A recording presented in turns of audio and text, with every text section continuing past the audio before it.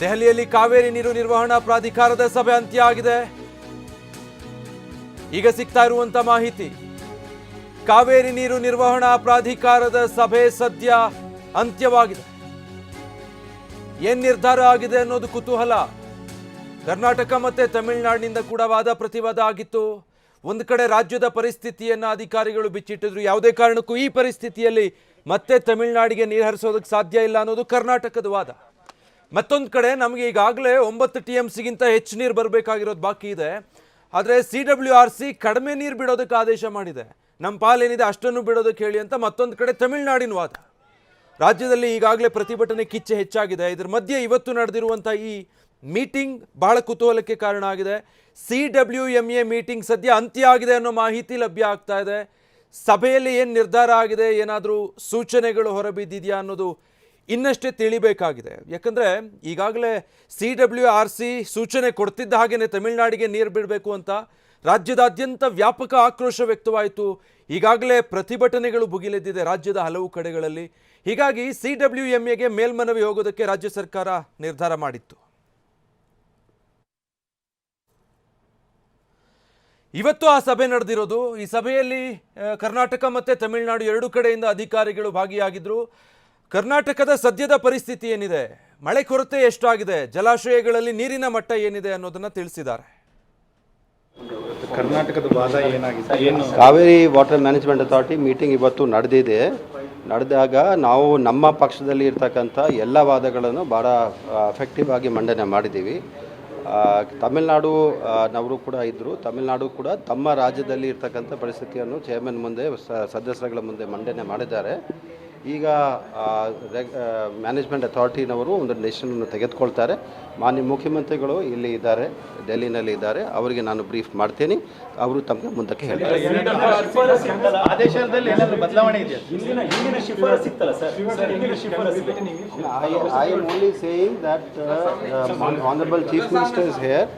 Honorable Chief Minister is here and I am going to brief him. He will tell you further. Sir, CWRC order ಅಲ್ಲಿ ಏನಾದ್ರು changes ಇದೆಯಾ? I am only saying that Honorable Chief Minister is here. Honorable Chief Minister is here and I am going to brief him.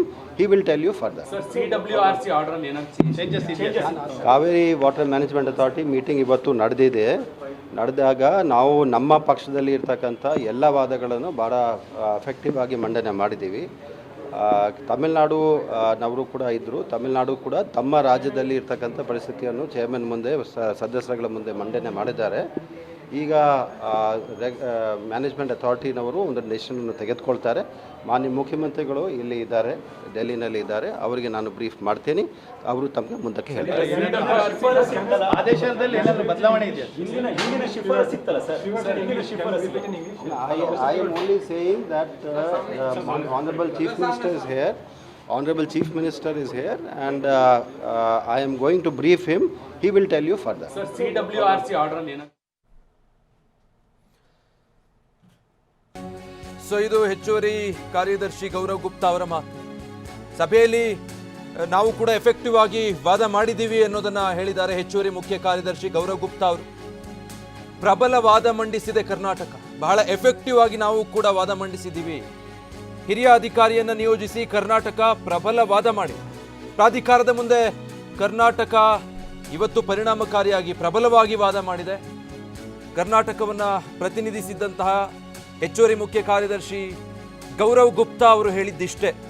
ಹೆಚ್ಚಿಗೆ ಅಂದರೆ ಇವತ್ತಿನ ಅಲ್ಲಿ ವಾದ ಪ್ರತಿವಾದ ಏನಾಯಿತು, ಈ ಹಿಂದಿನ CWRC ಶಿಫಾರಸು ಅದಕ್ಕೆ ಸಂಬಂಧಪಟ್ಟ ಹಾಗೆ ಬದಲಾವಣೆ ಏನಾದ್ರು ಆಯ್ತಾ ಅಂದಿದ್ದಕ್ಕೆ ಅವರು ಏನು ಹೇಳಿಲ್ಲ. ಆದರೆ ಅದು ಸಾಧ್ಯ ಇಲ್ಲ ಅನ್ನುವಂಥ ವಾದವನ್ನು ನಾವು ಬಹಳ ಪರಿಣಾಮಕಾರಿಯಾಗಿ ಇವತ್ತು ಪ್ರಾಧಿಕಾರದ ಮುಂದಿಟ್ಟಿದ್ದೀವಿ ಅನ್ನೋದನ್ನು ಹೇಳಿದ್ರು. ಕಾವೇರಿ ಕೊಳ್ಳದ ಡ್ಯಾಮ್ಗಳಲ್ಲಿ ಈಗಾಗಲೇ ಸಮರ್ಪಕ ನೀರಿಲ್ಲ. CWRC ಶಿಫಾರಸನ್ನು ಪಾಲಿಸೋದಕ್ಕೆ ಕರ್ನಾಟಕದಿಂದ ಸಾಧ್ಯನೇ ಇಲ್ಲ.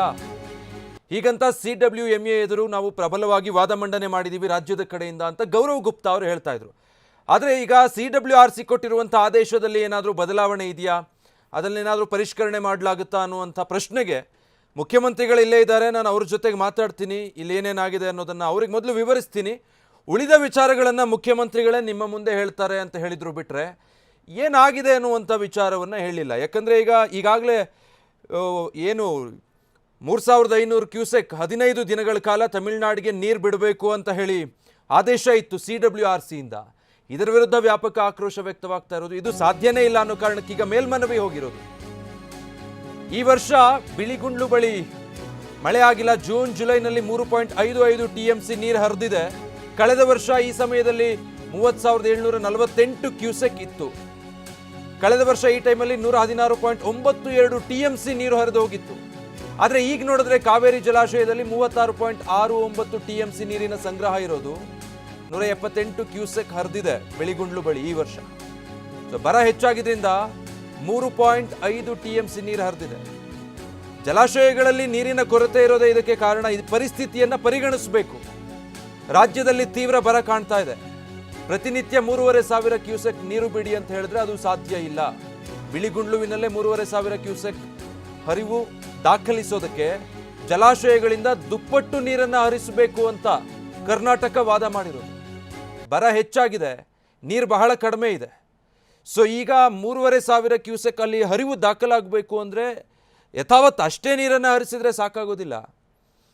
ಯಾಕಂದರೆ ಲೀಕೇಜ್ ಇರುತ್ತೆ. ಅದೆಲ್ಲವನ್ನು ಸೇರಿಸಿದಾಗ ಇನ್ನೂ ಹೆಚ್ಚಿನ ಪ್ರಮಾಣದಲ್ಲಿ ನೀರು ಹರಿವು ಬಿಡಬೇಕಾಗುತ್ತೆ. ಆದರೆ ಈಗಿರೋ ಪರಿಸ್ಥಿತಿಯಲ್ಲಿ ಅದು ಯಾವುದೇ ಕಾರಣಕ್ಕೂ ಕೂಡ ಸಾಧ್ಯ ಆಗೋದೇ ಇಲ್ಲ. ಕಳೆದ ವರ್ಷ ಮಳೆ ಚೆನ್ನಾಗಿತ್ತು, ಜಲಾಶಯಗಳೆಲ್ಲ ತುಂಬಿತ್ತು, ಯಾವುದೇ ನೀರಿನ ಸಮಸ್ಯೆ ಇರಲಿಲ್ಲ, ಬರದ ಪರಿಸ್ಥಿತಿ ಇರಲಿಲ್ಲ. ಹೀಗಾಗಿ ಬಹಳ ದೊಡ್ಡ ಪ್ರಮಾಣದಲ್ಲಿ ಕಳೆದ ವರ್ಷ ಯಾವುದೇ ತಕರಾರಿಲ್ಲದ ಹಾಗೆ ಕರ್ನಾಟಕ ಕಾವೇರಿ ನೀರನ್ನು ಸರಾಗವಾಗಿ ತಮಿಳುನಾಡಿಗೆ ಹರಿಬಿಟ್ಟಿದೆ. ಆದರೆ ಈ ವರ್ಷ ಪರಿಸ್ಥಿತಿ ಸಂಪೂರ್ಣವಾಗಿ ಬದಲಾಗಿದೆ. ಇಡೀ ರಾಜ್ಯದಲ್ಲಿ ಬರದ ಛಾಯೆ ಆವರಿಸಿದೆ. 65%ಗಿಂತ ಹೆಚ್ಚು ಮಳೆಯ ಕೊರತೆ ರಾಜ್ಯದಲ್ಲಿ ಕಾಡ್ತಾ ಇದೆ. ಮುಂಗಾರು ಮಳೆ ಸಂಪೂರ್ಣವಾಗಿ ಕೈಕೊಟ್ಟಿದೆ. ಪರಿಸ್ಥಿತಿ ಹೀಗಿರುವಾಗ ಕಳೆದ ವರ್ಷ ಮತ್ತು ಈ ವರ್ಷ ಪರಿಸ್ಥಿತಿಯನ್ನು ಅಳೆದು ತೂಗಿ ನೋಡಬೇಕು. ಈ ವರ್ಷ ಅಥವಾ ಕಳೆದ ವರ್ಷ ಈ ಸಂದರ್ಭದಲ್ಲಿ ಜಲಾಶಯಗಳಲ್ಲಿರುವಂಥ ನೀರಿನ ಮಟ್ಟ ಏನು ಅನ್ನೋದರ ಅಂಕಿ ಅಂಶಗಳನ್ನು ಕರ್ನಾಟಕ ಪ್ರಾಧಿಕಾರದ ಮುಂದಿಟ್ಟಿದೆ. ಕಳೆದ ವರ್ಷ ಮಳೆಗಾಲದ ಸಂದರ್ಭದಲ್ಲಿ ಎಷ್ಟಿತ್ತು, ಈಗ ಎಷ್ಟಿದೆ ಅಂತ ವಾದ ಪ್ರತಿವಾದವನ್ನು ಕಾವೇರಿ ಪ್ರಾಧಿಕಾರ ಆಲಿಸಿದೆ. ಕೆಲವೇ ಕ್ಷಣಗಳಲ್ಲಿ ಏನು ಅನ್ನೋದು ಗೊತ್ತಾಗುತ್ತೆ. ವಾದ ಪ್ರತಿವಾದ ಸದ್ಯ ಈ ಸಭೆ ಅಂತ್ಯ ಆಗಿದೆ. 4 TMC ಬಿಡಬೇಕು ಅಂತ CWRCಯ ಸೂಚನೆ ಏನಿತ್ತೋ ಅದರ ಭವಿಷ್ಯ ಏನು? ಮೇಲ್ಮನವಿ ಹೋಗಿತ್ತಲ್ಲ, ಈಗ ವಾದ ಪ್ರತಿವಾದ ಆಗಿದೆಯಲ್ಲ. ಕರ್ನಾಟಕದ ಪರವಾಗಿ ಏನಾದರೂ ನಿರೀಕ್ಷೆ ಮಾಡಬಹುದಾ ಮರು ಆದೇಶವನ್ನ, ಅಥವಾ ಏನು ಅನ್ನೋದು ಇನ್ನೇನು ಕೆಲವೇ ಕ್ಷಣಗಳಲ್ಲಿ ಗೊತ್ತಾಗಬೇಕಾಗಿದೆ. ರಾಜ್ಯದ ಪ್ರಸ್ತುತ ಸ್ಥಿತಿಗತಿ ಏನಿದೆ, ಇಂಥ ಪರಿಸ್ಥಿತಿಯಲ್ಲಿ ತಮಿಳುನಾಡಿಗೆ ನೀರು ಹರಿಸೋದು ಸಾಧ್ಯವೇ ಇಲ್ಲ. ಯಾಕೆ ಅನ್ನೋದನ್ನ ಅಂಕಿ ಅಂಶಗಳ ಸಮೇತ ಕರ್ನಾಟಕದ ಪರವಾಗಿ ಈ ಸಭೆಯಲ್ಲಿ ಭಾಗಿಯಾಗಿದ್ದಂಥ ರಾಜ್ಯವನ್ನ ಪ್ರತಿನಿಧಿಸ್ತಾ ಇದ್ದಂಥ ಹಿರಿಯ ಅಧಿಕಾರಿಗಳು ಸಂಪೂರ್ಣ ಮಾಹಿತಿಯನ್ನ ಪ್ರಾಧಿಕಾರದ ಮುಂದಿಟ್ಟಿದ್ದಾರೆ.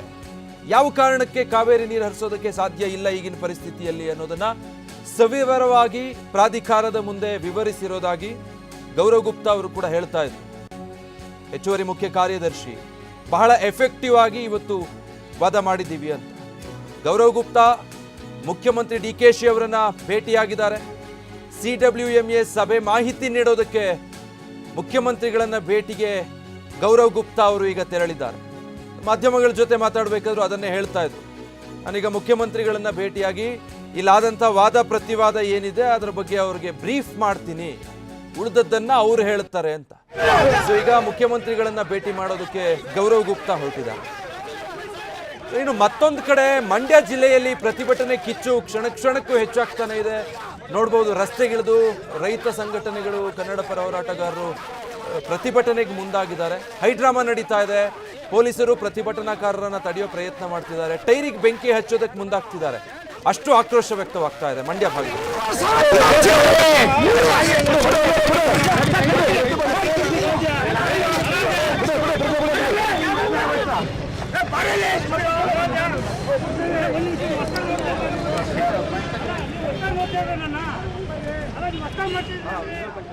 ಯಾವಾಗ CWRC ಆದೇಶ ಹೊರಗೆ ಬಿತ್ತೋ ಆ ಮರುಕ್ಷಣದಿಂದನೇ ಮಂಡ್ಯ ಭಾಗದಲ್ಲಂತೂ ಆಕ್ರೋಶದ ಕಟ್ಟೆಯೊಡೆದಿದೆ. ಈಗಾಗಲೇ 2 ದಿನದಿಂದ ನಾವು ನೋಡ್ತಾ ಇದ್ದೀವಿ ಯಾವ ರೀತಿ ಪ್ರತಿಭಟನೆ ಕಾವು ಹೆಚ್ಚಾಗಿದೆ ಅಂತ. ಇವತ್ತು ಅದು ಮತ್ತೊಂದು ಹಂತಕ್ಕೆ ಹೋಗಿದೆ.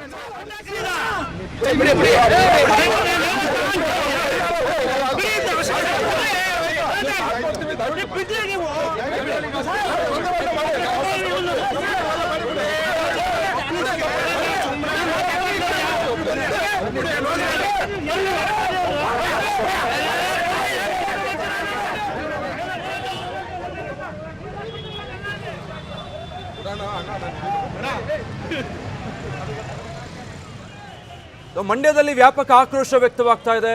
ಪ್ರತಿಭಟನಾಕಾರರು ರಸ್ತೆಯಲ್ಲಿ ಟೈರ್ಗೆ ಬೆಂಕಿ ಹಚ್ಚೋದಕ್ಕೆ ಮುಂದಾಗಿದ್ರು, ಆದರೆ ಪೊಲೀಸರು ಅದನ್ನ ತಡೆದಿದ್ದಾರೆ. ಸೊ ಅಲ್ಲೇ ರಸ್ತೆ ತಡೆದು ಕುಳಿತು ರೈತರು ಪ್ರತಿಭಟನೆ ಮಾಡ್ತಾ ಇರೋದನ್ನು ಗಮನಿಸಬಹುದು.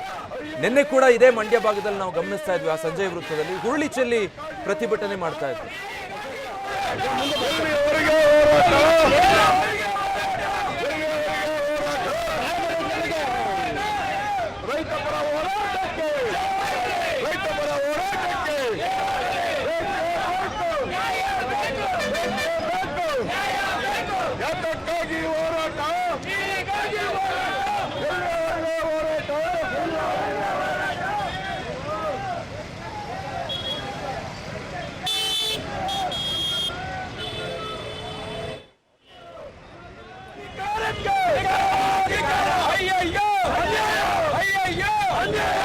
ರೈತರಿಗೆ